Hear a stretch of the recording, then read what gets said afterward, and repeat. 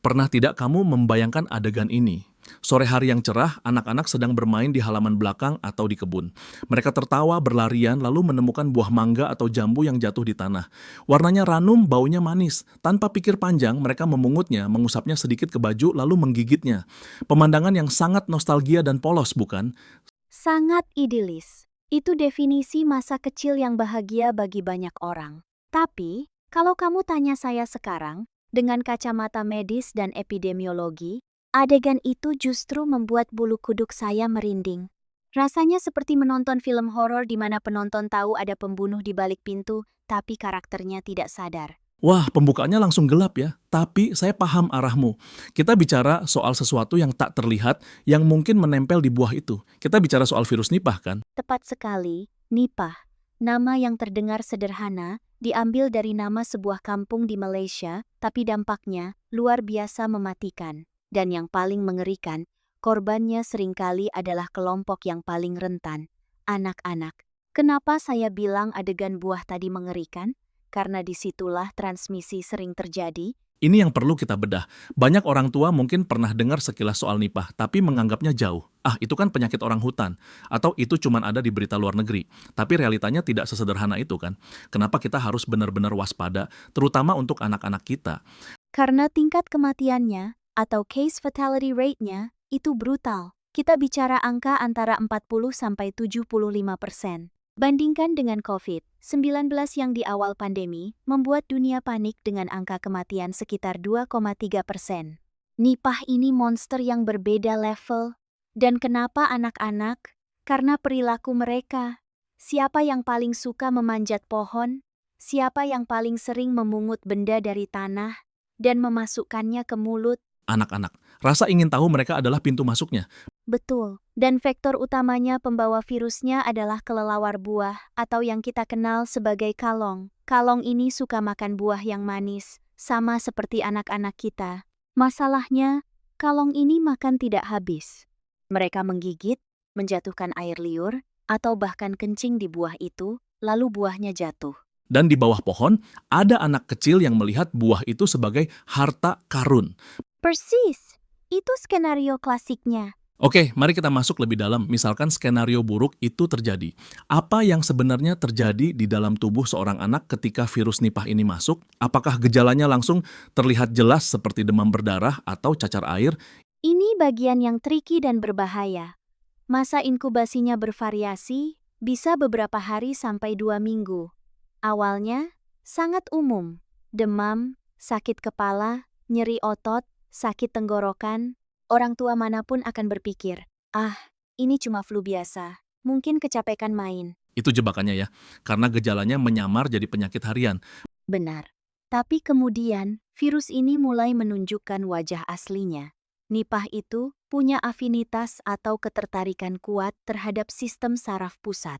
Pada anak-anak, perburukan bisa terjadi sangat cepat. Dari demam biasa, tiba-tiba mereka bisa mengalami pusing hebat, disorientasi, atau kebingungan mental. Tunggu, disorientasi seperti apa? Maksudnya anak jadi linglung? Iya, linglung. Mereka mungkin tidak mengenali orang tua mereka sebentar, atau bicaranya mulai melantur. Itu tanda radang otak atau ensefalitis. Otak mereka sedang membengkak karena serangan virus. Dalam kasus yang parah, ini bisa berlanjut ke kejang-kejang, dan akhirnya koma dalam waktu 24-48 jam. Itu sangat cepat. 24 jam dari gejala sadar ke koma. Sangat cepat.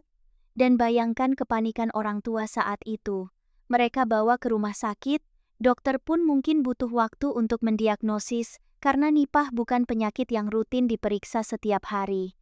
Sementara itu, virusnya terus merusak jaringan otak. Dan disinilah letak ketakutan terbesarnya. Kalau sudah sampai tahap itu, apa yang bisa dilakukan medis? Apakah ada pil ajaib atau vaksin yang bisa langsung disuntikan? Hening sejenak. Jawabannya adalah, belum ada. Sampai detik ini, belum ada obat antivirus khusus yang terbukti efektif membunuh virus Nipah pada manusia, dan belum ada vaksin yang disetujui untuk dipasarkan. Jadi dokter hanya bisa menonton. Bukan menonton, tapi melakukan perawatan suportif. Artinya, kita hanya membantu tubuh anak itu untuk bertarung sendiri. Kalau dia demam, kita turunkan demamnya. Kalau dia kejang, kita beri obat anti kejang. Kalau dia tidak bisa bernapas karena nipah juga menyerang paru-paru, kita pasang ventilator. Kita hanya membeli waktu bagi sistem imun anak itu untuk mencoba mengalahkan virusnya. Itu pertaruhan yang sangat berat. Membeli waktu dengan taruhan nyawa. Saya pernah baca juga, kalaupun amit-amit seorang anak berhasil selamat, ceritanya belum tentu berakhir bahagia. Benar begitu? Sayangnya, benar. Ini yang disebut long-term sequelae atau dampak jangka panjang. Sekitar 20% penyintas nipah mengalami gangguan neurologis permanen. Bayangkan seorang anak yang tadinya aktif, cerdas, setelah sembuh dari nipah, dia mungkin mengalami perubahan kepribadian yang drastis atau kemampuan kognitifnya menurun. Seperti ada bagian dari diri mereka yang hilang diambil virus itu. Metafor yang tepat. Dan ada satu lagi fenomena aneh dari nipah, relapsing encephalitis.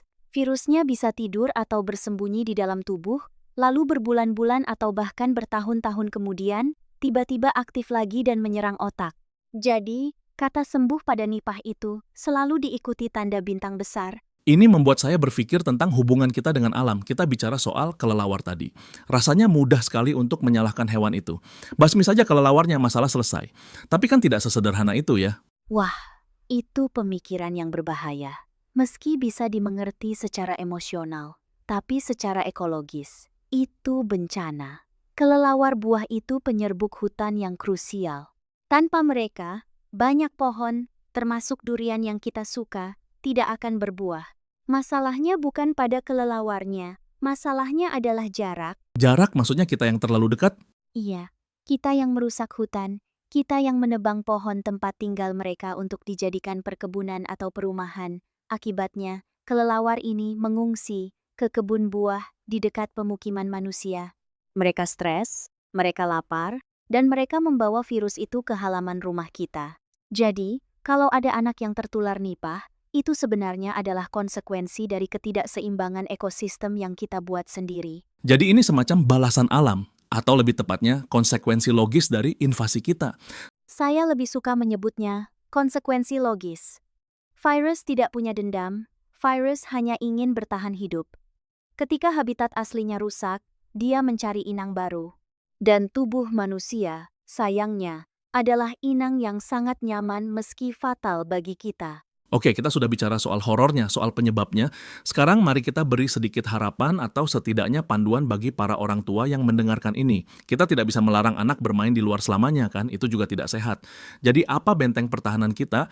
Kuncinya ada di kewaspadaan higienis. Bukan paranoid, tapi waspada. Pertama, edukasi anak. Ajarkan mereka untuk tidak pernah memakan buah yang ditemukan jatuh di tanah, seberapapun bagusnya kelihatannya. Kalau ada bekas gigitan hewan, sekecil apapun, buang. Jangan dipotong bagian gigitannya lalu sisanya dimakan. Buang seluruhnya. Karena air liur virus bisa menyebar lebih jauh dari kasat mata ya. Betul. Kedua, cuci buah dan sayur dengan sangat bersih, dan kalau bisa dikupas, kulit buah adalah tempat virus menempel. Ketiga, hindari konsumsi nira mentah atau air sadapan pohon aren, kelapa yang tidak dimasak. Di beberapa daerah ini minuman populer, tapi wadah penampung nira itu sering jadi tempat pesta kelelawar di malam hari. Ah benar juga, nira itu manis, kelelawar pasti suka. Dan kalau anak-anak minum nira mentah yang terkontaminasi, Itu jalur tol langsung bagi virus masuk ke tubuh.